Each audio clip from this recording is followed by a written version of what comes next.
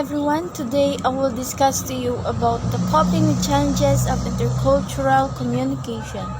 The challenges of intercultural communication and the sources of misunderstanding. Okay, what is culture? When we hear the word culture, what comes to our mind?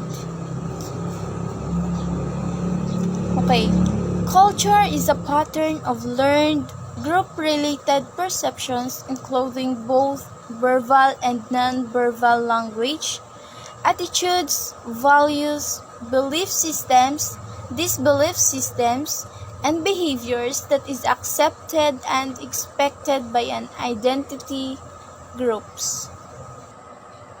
Okay, in a simple word, culture is a word for the way of life of a groups of people, meaning the way they do things. Okay, an integrated pattern of human knowledge, belief, and behavior, or the outlook, the attitudes, values, morals, goals, and customs shared by a society. The examples of cultures are norms. Norms are informal, unwritten rules that govern social behaviors. Languages, festivals, rituals and ceremonies, holidays, pastimes, food, and architectural styles. Intercultural communication. Intercultural communication refers to the communication between people from two different cultures. When we say intercultural communication, it is a symbolic, interpretive, transactional, contextual process in which people from different cultures create shared meanings. In intercultural communication, people from one country or from one culture try to know the information conveyed to them by other cultures. For example, in a hotel establishment, the hoteliers assess their customers' requirements, tastes, and provide services accordingly. The customers also inform the hoteliers of their needs. Okay, common cultural differences. The first is the perception of time, perception of space, faith and personal responsibility, nonverbal communication, and verbal communication. In perception of time, time tends to control and influence what people do in sequential cultures, and many will find in the value of expression that time is money. People tend to manage their time quite differently than those from sequential cultures. In synchronic cultures, people will have a much broader than more flexible perception of time. Perception of space. When we say perception of space, it is the space between objects and people. Space is often associated with social rank and it is an important part of communication. Okay, another important variable affecting communication across cultures is faith and personal responsibility. This refers to the degree to which we feel ourselves the masters of our lives versus the degree to which we see ourselves as subject to things outside our control. Okay, non-verbal communication. Non-verbal communication covering body language, gestures, how we dress or act, where we stand, or even our scent. There are many subtle ways that we communicate, perhaps even unintentionally, with others. Okay, verbal communication. Verbal communication or spoken communication, which includes face-to-face, telephone, radio, television, or other media. Okay, indicator for intercultural communication. First, motivation, knowledge about cultures, communication, and language, attitudes, include self-awareness and clients' attitudes, skills, which is the listening, speaking, and empathy. Okay, the challenges of intercultural communication. First is the physical barriers. It includes loud noise, closed doors, faulty equipment, and geographical distances that can make it difficult to communicate. Okay, when messages are sent by the sender, physical barriers like doors, walls, distance, and etc. There's disturbance in hearing due to thunders, telephone call disconnection, problems in television reception, messages are not being sent in chat, etc. are some examples of physical barriers in communication. Next is the language barriers. Employees, prospects, and customers may not all speak the same language or use regional dialects. Okay, the inability to speak in the native language prevents individuals from being able to fully express their personality and form bonds with others. Okay, the individual may feel isolated from the rest of the population. Language barriers can foment discrimination and separation of the groups. Okay, example of language barriers are the dialects. People can technically be speaking the same language, but dialectical differences can create misunderstandings and gaps in communication. In India, for example, uses over 22 major languages written in 13 different scripts with over 720 dialects.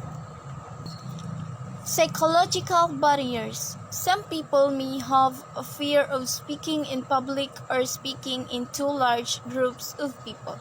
And psychological barriers related with the limitations of the human body and the human mind. Example, the memory, the attention, and the perception. In psychological barriers may result from individuals' personal discomfort caused by ill health, poor eyesight, and hearing difficulties. Okay, for example, when a person is angry, he or she might say things they regret later. Even when listening to someone else speak, an angry person might easily misinterpret the message. Various other emotions like fear, nervousness, confusion, mistrust, and jealousy affect communication process. Emotional barriers. Anger, frustration, and annoyance can affect the way people communicate. Okay, in emotional barriers, it is the mental walls that keep you from openly communicating your thoughts and feelings to others. They prevent you from being yourself and living your life to the fullest. Okay, individuals with emotional barriers tend to be extremely reserved, cautious, and insecure. Okay, examples of emotional barriers. Anger, pride, anxiety. Okay, when you are angry, remove yourself from the situation for a bit to give yourself time to call off or remember while you're still angry, you're likely have trouble processing logical statements. Okay, cultural barriers. People from different parts of the world communicate differently. So it's important to understand the norms and expectations in other cultures. In cultural barriers are challenges to cross-cultural communication within an organization. When people from different cultures who might speak different language, have some different cultural beliefs, or use different gestures and symbols to communicate, their cultural differences might become barriers to workplace success. Okay, the examples of cultural barriers are the values and beliefs. The differences in values and beliefs in cultures also create a barrier in communication. So the differences in their values and beliefs are also an example of cultural barriers. Body language and gestures are another elements of cultural barriers.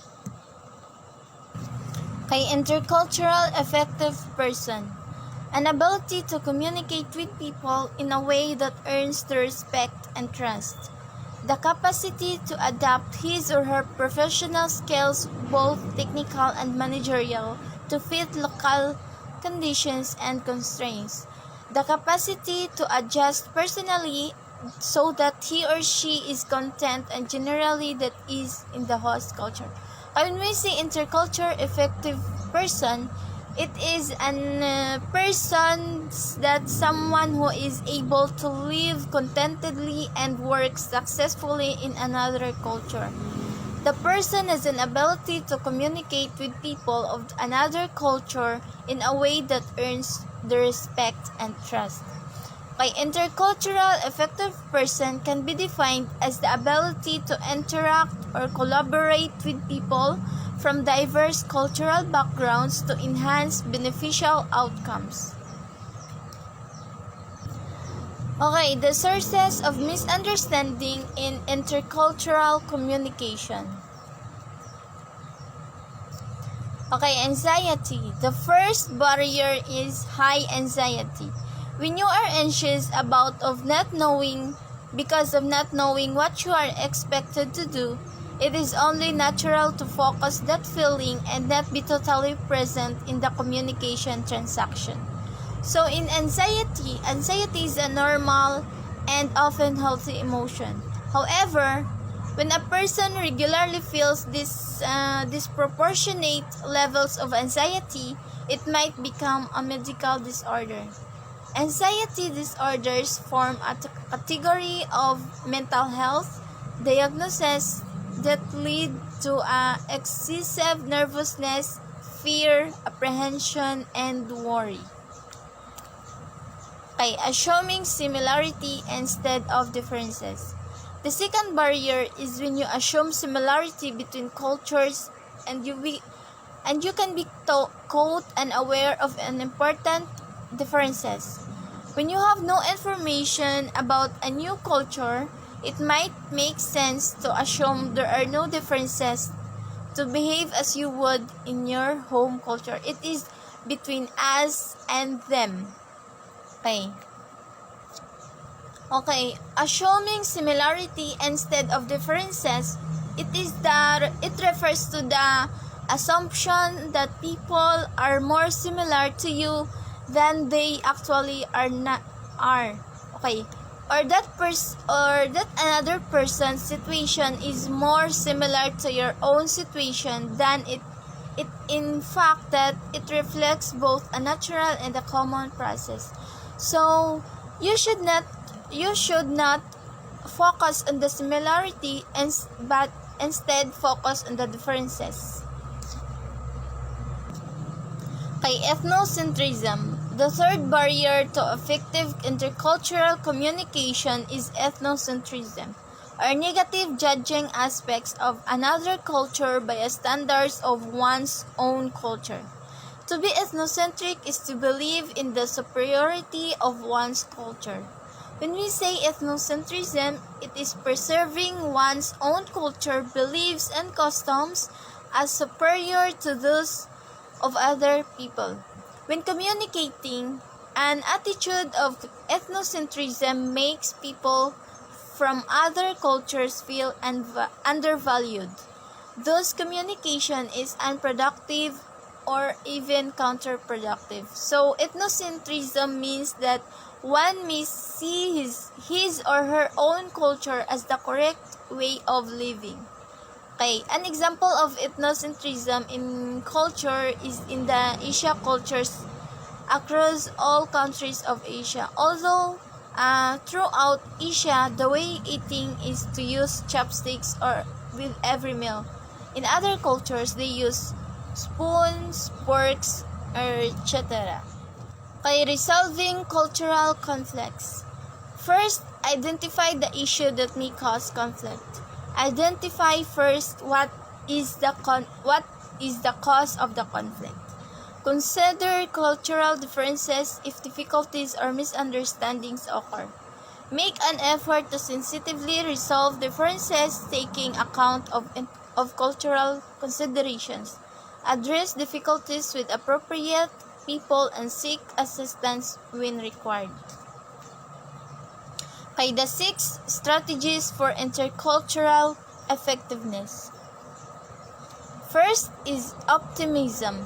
It holds the beliefs that others do not want to frustrate, attack, deceive, to be impolite or rude, or to impose. An optimistic mindset entertains the possibility of a communicative mismatch before making assumptions or disrespect, defiance, or incompetence.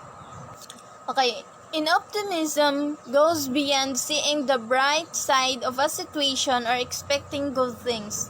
It's also the way of explaining what has already happened. When something good happens, optimists think about what they did to make the situation turn out so well. They see their abilities as permanent, stable parts of themselves.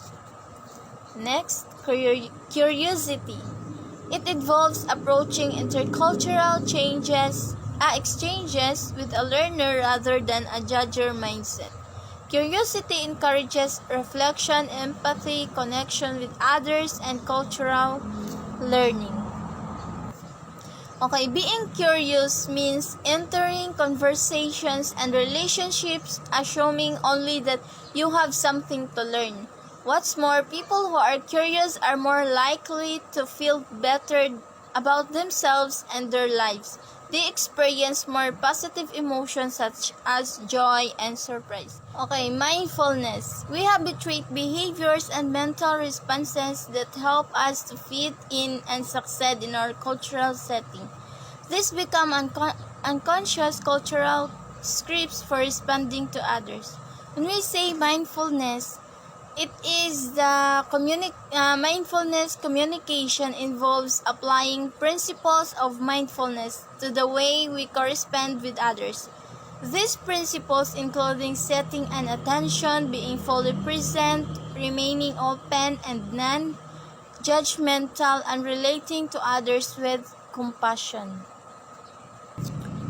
When you are communicating, be present and listen attentively to what other person saying.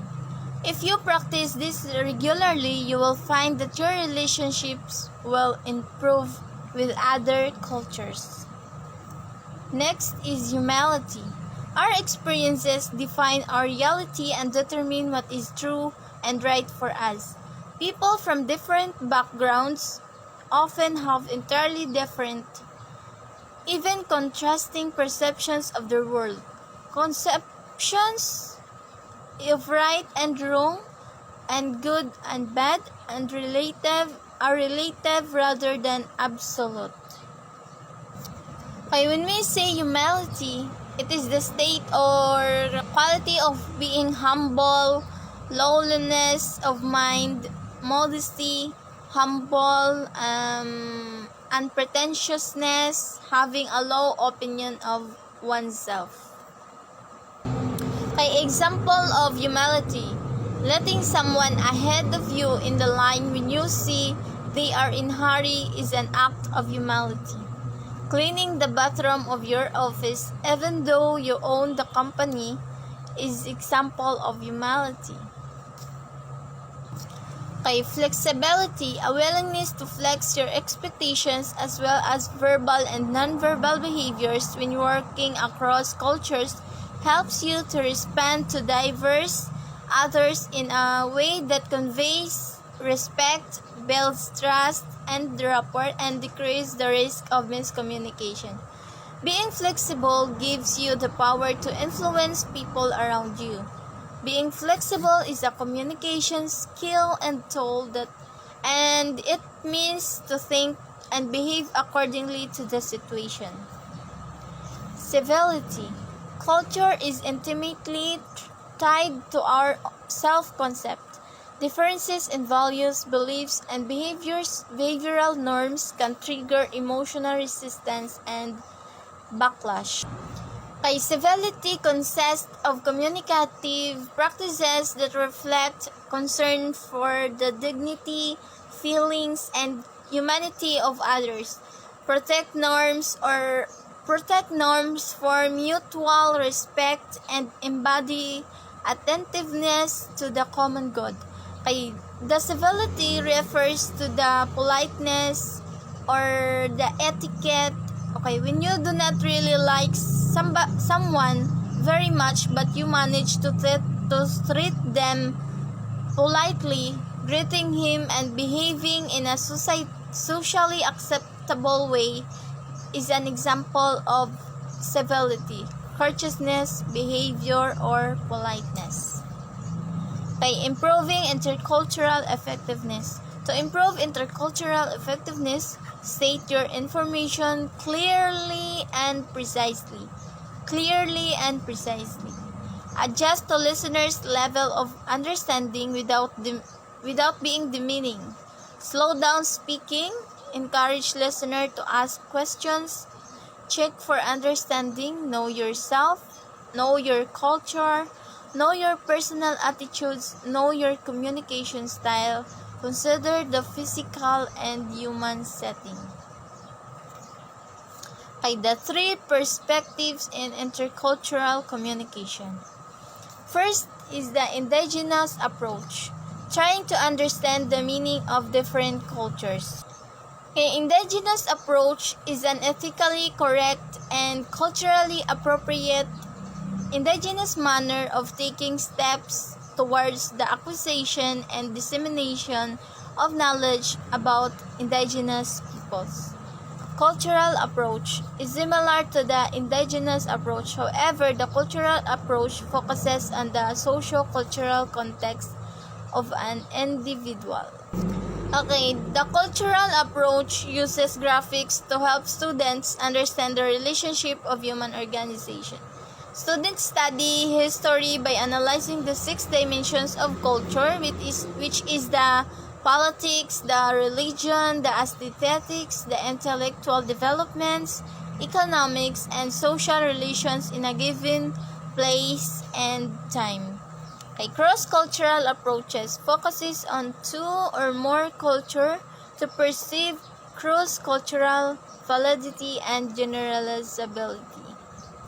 Okay, cross-cultural approaches is a specific social practices such as courtship behavior, child-rearing practices, or therapeutical attitudes and techniques are studied and compared across a number of different cultures, also called the cross-cultural method. Thank you for listening. God bless everyone.